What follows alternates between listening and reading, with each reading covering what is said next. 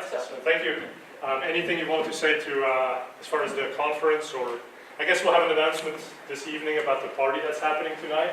I didn't know there was a party, so don't know if you guys did. But details to follow, so you have to stay for the whole day with me to get the details on the parties, I guess what I'm saying. So I'll turn the microphone. So I'll turn the microphone on just for the sake of the recording that you guys will all get later on. I'm sure you could otherwise hear me fine in this room. But as far as the schedule today, so this is kind of rough. I only know that we have lunch from 1 to 2 p.m., so we'll definitely take a break for that whole hour. And then they told us we can have 2 15-minute breaks. I guess he wants me to work the full 6 hours, so I can only have 2 15-minute breaks. But I've put them in right here at 11:45, and then again at 2:45.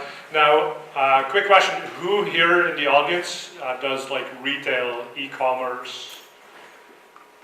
Okay, so a few people, yeah, because we have this section here in the afternoon, right after lunch. It's about shopping ads. PLAs, so I know that's not usually relevant to everyone in the room, so I put it right after lunch, so that if it's not relevant to you, you want to take an extra hour to do email, catch up on work, or maybe start programming some scripts that I told you about in the morning, totally feel free, but then try to join us again somewhere between 2:45 and 3 o'clock when we pick up again with stuff that's relevant to the whole audience. So that's roughly the agenda that I have now. I did want to start today with a little bit of an introduction and kind of hear who's in the room today, what you guys care about, because I've got 6 hours worth of me talking, doing automations, we'll do some on-the-fly coding, but I want to make sure it's useful for you guys. You've all paid to be here, so this is your time. This is a small group, so you can ask me lots of questions. We can really take it any direction that you want. So I'll give you a quick introduction of myself, and I'll load up the slide for that. And then I'll ask for an introduction from all of you. I need slides to know who I am so I can present myself. Just kidding, of course. So I'm Fred Vallaeys. My history in PPC is that I actually started doing it in 1998 when I was studying at Stanford, and out of my dorm room. I was running this little business and I was buying video cassettes from Blockbuster. It used to be one of the big video rental chains in the United States. Of course, nowadays I think it's bankrupt. And it's funny because La Vita è Bella, Italian movie, was actually a big deal back then.